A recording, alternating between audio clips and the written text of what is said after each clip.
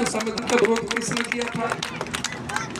उस संविधान का विरोध किया था उस समय की आरएसएस ने, उस समय की जनसंघ ने, जिसे आज भारतीय जनता पार्टी कहते हैं, भारतीय जनता पार्टी। इन लोगों ने 79 शहरों में बाबा साहब डॉक्टर भीमराव अंबेडकर के खिलाफ और संविधान के खिलाफ अलग अलग शहरों में रैलियां की थी। और 11 दिसंबर 1949 को रामलीला मैदान के अंदर इन्हीं आरएसएस के लोगों ने बाबा साहब के पुतले फूंकने का काम किया था और भारत के संविधान की प्रतियां जलाने का काम किया था। आज ये बेशर्म लोग आज बाबा साहब का गुणगान करते हैं। ये वो लोग हैं जिन्होंने बाबा साहब के पुतले फूंकने का काम किया था। ये वो लोग हैं जिन्होंने संविधान की प्रतियां जलाने का काम किया था। ये वो लोग हैं जो संविधान की समीक्षा के नाम से रिजर्वेशन को खत्म करना चाहते हैं। ये वो लोग हैं जिन्होंने जो 2 अप्रैल 2018 को हमारा जो कास्ट एट्रोसिटी एक्ट को डाइल्यूट करने का काम किया। ये वो लोग हैं। वो कांग्रेस पार्टी थी जिसने राइट टू एजुकेशन हमें शिक्षा का अधिकार दिया। वो कांग्रेस पार्टी थी जिसने राइट टू फूड हमें भोजन का अधिकार दिया। वो कांग्रेस पार्टी थी जो आरटीआई राइट टू इंफॉर्मेशन सूचना का अधिकार वो कांग्रेस पार्टी ने दिया था। और prevention of scheduled caste scheduled tribes atrocity act 1989 जो ऐसी एक्ट जिसको बोलते हैं शॉर्ट में, उसको देने का काम किया तो श्री राजीव गांधी ने देने का काम किया। कांग्रेस पार्टी ने सबको साथ में लेकर के चलने का काम किया था। ये बेसब्री से हमारे लोगों को गुमराह करते कहते हैं कि कांग्रेस तो डॉक्टर अम्बेडकर के खिलाफ थी। कांग्रेस डॉक्टर अम्बेडकर के खिलाफ नहीं थी। कांग्रेस आजादी की राजनीतिक लड़ाई लड़ रहे थे। बाबा साहब डॉक्टर भीमराव अम्बेडकर गरीबों को न्याय दिलाने की सामाजिक लड़ाई लड़ रहे थे, जो समय की जो कॉन्स्टिट्यूशन के लेकर के आए थे। तो बाबा साहब ने हमेशा जो कांग्रेस पार्टी तो पार्टी है, ये भारत जलाओ पार्टी जो हमारे भाईचारे को बिगाड़ना चाहती है, हमारे भाईचारे में नफरत पैदा करना चाहती है, हमें हिंदू मुसलमान अगड़े और पिछड़े के नाम से, दलित और ब्राह्मण और बैकवर्ड और फॉरवर्ड के नाम से बांटना चाहती है। और कांग्रेस वो पार्टी है जो कावेरी गंगा सरस्वती से निकली हुई पार्टी है, जो सबकी सुख समृद्धि की कामना करती है, सबको साथ में लेकर के चलने की बात करती है। आज हरियाणा में बहुत बात हो जाएगी, लंबा भाषण हो जाएगा, मुझे जाना भी है, लेकिन मैं हरियाणा के बारे में अवश्य कहना चाहूंगा। आज हरियाणा प्रदेश में क्या हो रहा है, आज का पूछने की जरूरत नहीं है कि 1,86,000 पद क्यों खाली पड़े हैं हरियाणा में। आज पूछने की जरूरत नहीं है कि क्यों 32 बार पर पर्चे लिए हैं। आज पूछने की जरूरत है क्या 5 लाख बुजुर्गों की पेंशन क्यों ली है परिवार पहचान पत्र को हथियार बना करके। या ये पूछने की जरूरत नहीं है कि आज 10 लाख के बीपीएल जो कार्ड काटे गए हैं तो वो क्यों काटे गए हैं। ये पूछने की जरूरत नहीं है कि क्या हमारे जो स्कूलों को क्यों बंद किया जा रहा है, उन स्कूलों में किनके बच्चे पढ़ते हैं, उन स्कूलों में इस प्रदेश के गरीब दलित पीड़ित शोषित उपेक्षित किसान के मजदूर के गरीब के कमेरे के बच्चे उसमें स्कूल में पढ़ते हैं। उनके बच्चे पढ़ते हैं जो अपने बच्चों को प्राइवेट स्कूल में पढ़ाने का सामर्थ्य नहीं रखते। और ये बेशर्म लोग 4800 स्कूल इन्होंने बंद कर दिए, 400 स्कूल इन्होंने खत्म कर दिए, 30,000 स्कूल आज खाली पड़े हैं, कहीं किसी स्कूल में घर नहीं है बच्चों को बैठने के लिए, टाट में इसके लिए कौन जिम्मेदार। ये गरीब विरोधी पार्टी है, ये पूंजीपतियों की पार्टी है, ये अदानी अंबानियों की पार्टी है, ये रईसों की पार्टी है। इस पार्टी से पहले हमारे जितने भी नेता हुए हैं सबने कहा कि इससे ही बच करके रहना। हमेशा पूरी जिंदगी बाबा साहब लड़ाई लड़ते रहे, पूरी जिंदगी चाहे हमारे सर छोटू राम हो, चाहे हमारे जो सामाजिक आंदोलन से जुड़े हुए हैं, सभी ने कहा कि इससे बचकर करना। चौधरी चरण सिंह थे, देवी लाली और दूसरे जो सभी कहते थे, रामन लोहिया, जयप्रकाश, सभी कहते थे कि ये सबसे खतरनाक पार्टी है। आज ये खतरनाक पार्टी राज में है। आज क्या हालत हो रही है देश में, किस तरह से हमें आपस में लड़ाने का प्रयास किया जा रहा है, आज उसके लिए आपको एक होना पड़ेगा। मुझे बता, जैसा मेरे साथियों ने बताया, आप सबको बताया, पहली बार पूरे दक्षिण हरियाणा में किसी को हरियाणा प्रदेश कांग्रेस का अध्यक्ष बनने का मौका आप लोगों के आशीर्वाद से मुझे पहली बार मिला है। आपके आशीर्वाद से मुझे जो अध्यक्ष बनने का मौका मिला है, तो इस अध्यक्ष पद की गरिमा रखने का काम आप सबका है। क्या आप इस अध्यक्ष पद की गरिमा रखेंगे? रखेंगे एकदम, और हाथ उठा करके कहें। ये पूरी तरह से पूरे सारे जो है, पूरे फरीदाबाद लोकसभा की तो सारी सीट, पहले कई बार बड़ी चूक हुई है और हतीब में बड़ी भारी चूक हुई। चूक तो मेरे यहाँ भी हुई, लेकिन आपके यहाँ घनी बड़ी चूक हुई। और वो लोग जो वोट का जो डिवीजन करते हैं, जो बांटते हैं, इस बात को समझना पड़ेगा कि तुम्हारी वोट बटेगी तो फिर ये बीजेपी आएगी।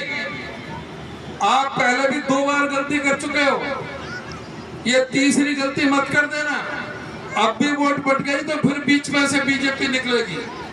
इसलिए मैं आपसे अनुरोध और प्रार्थना करूंगा, जिसको भी हरियाणा प्रदेश का, जिस तरह से हुड्डा साहब ने जो कहा, जिस तरह से चहुमुखी विकास किया, आज कांग्रेस पार्टी है।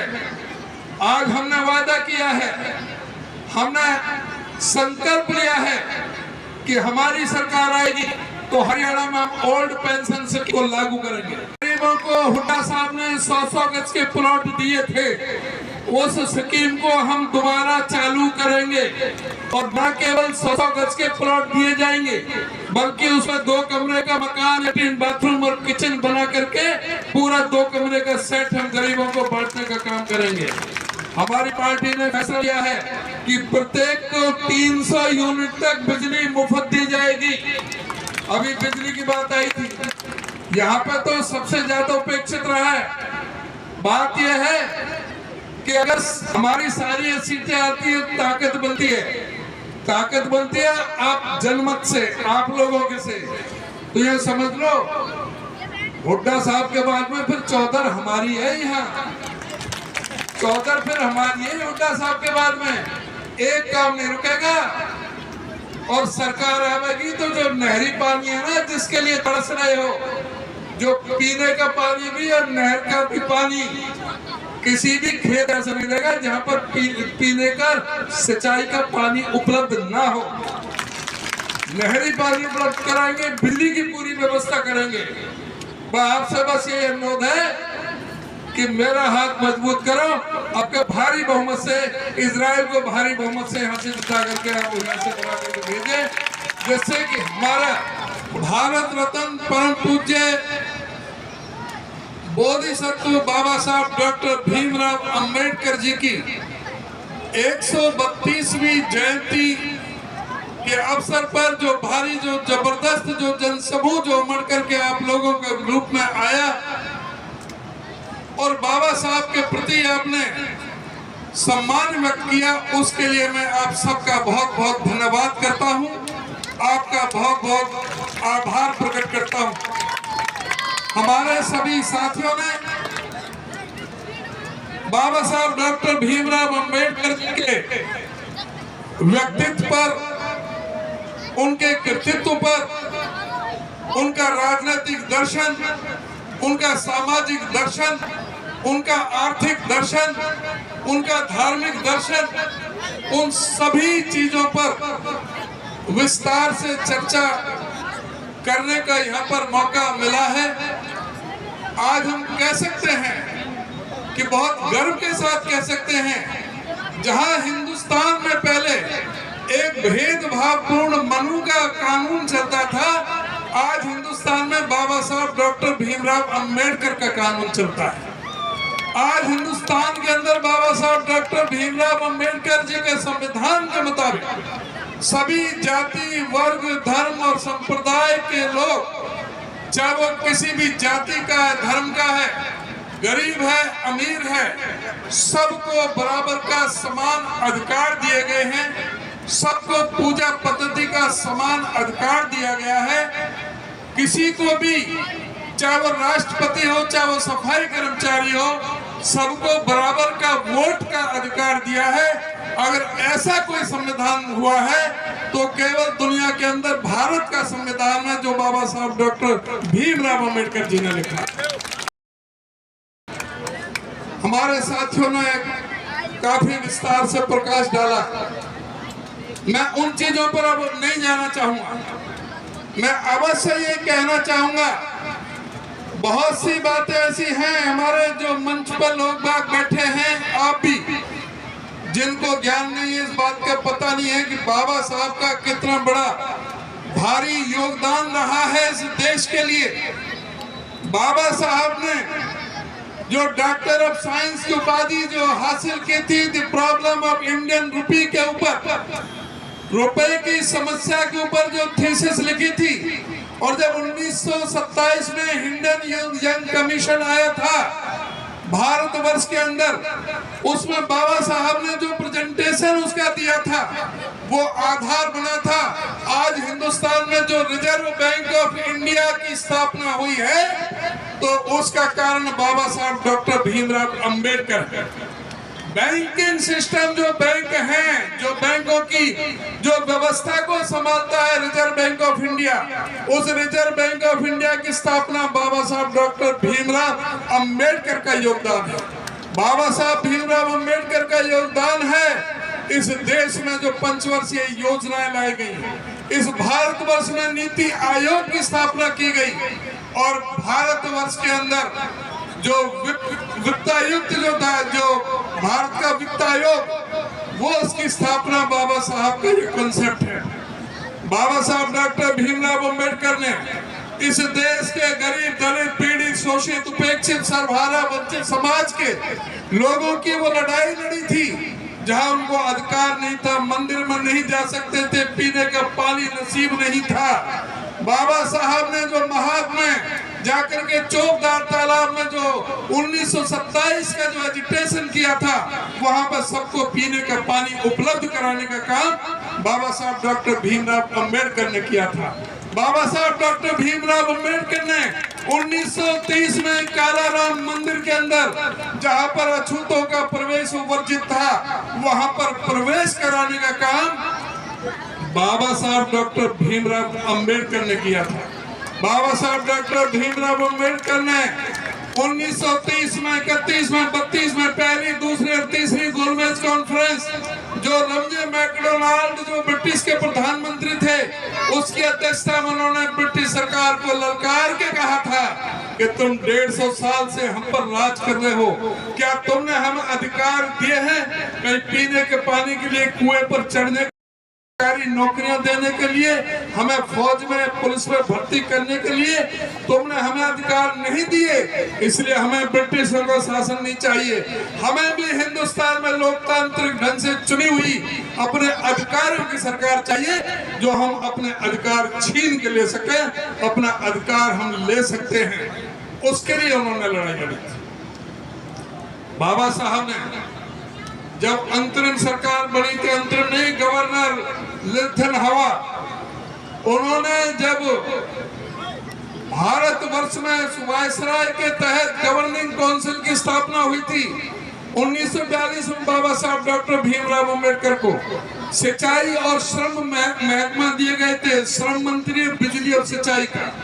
इस देश के अंदर सबसे पहले बाबा साहब डॉक्टर भीमराव अंबेडकर थे, जिन्होंने हिंदुस्तान के अंदर दामोदर घाटी परियोजना, हीराकुंड बैरा, सोन नदी घाटी की परियोजना, जिससे नहर बनकर के किसानों के खेतों की सिंचाई हो सके, अगर उसका कंसेप्ट दिया तो डॉक्टर अंबेडकर ने दिया था। और वही कंसेप्ट था जो पंजाब में जो भाखड़ा बांध जो बना था, वो भी डॉक्टर भीमराव अंबेडकर का कंसेप्ट था। बाबा साहब डॉक्टर भीमराव अंबेडकर ने जो सेंट्रल पावर ग्रिड स्टेशन की जो स्थापना की थी, पहले बिजली के लिए हाइडल प्रोजेक्ट और जो जनरेशन पावर की थी, वो बाबा साहब डॉक्टर भीमराव अंबेडकर ने की थी। बाबा साहब डॉक्टर भीमराव अंबेडकर ने जब उनको श्रम मंत्री के रूप में इस देश के अंदर, जब कारखानों के अंदर 8 घंटे का मजदूरों को काम करने का जो 14 घंटे करवाते थे, बाबा साहब ने कहा था 14 घंटे नहीं, 8 घंटे से ज्यादा कोई भी मजदूर किसी भी कारखाने में काम नहीं करेगा। अगर कोई भी कारखानेदार, कोई मालिक मजदूर से मजदूरी 8 घंटे से ज्यादा कराएगा तो उसको दुगने वेतन के हिसाब से उसको देना पड़ेगा। बाबा साहब ने न्यूनतम वेतन की जो स्थापना की देश के अंदर, वो बाबा साहब डॉक्टर भीमराव अंबेडकर ने की थी। महिलाओं के लिए अलग से शौचालय, उनके प्रसूति के प्रसव के काल में उनको पूरी तरह से छुट्टी बगैर तनख्वाह काटने का काम किया था, बाबा साहब डॉक्टर भीमराव अंबेडकर ने किया था। बाबा साहब डॉक्टर भीमराव अंबेडकर ने 2 साल 11 महीने 18 दिन लगा करके जो भारत का संविधान बना करके दिया, भारत की कॉन्स्टिट्यूएंट असेंबली में बाबा साहब ने जब उस संविधान को पास कराया था 26 नवंबर 1949 को, उस संविधान को इस देश की पार्लियामेंट ने, उस समय की जो प्रोविंशियल पार्लियामेंट थी, उन्होंने उसको एडॉप्ट किया था।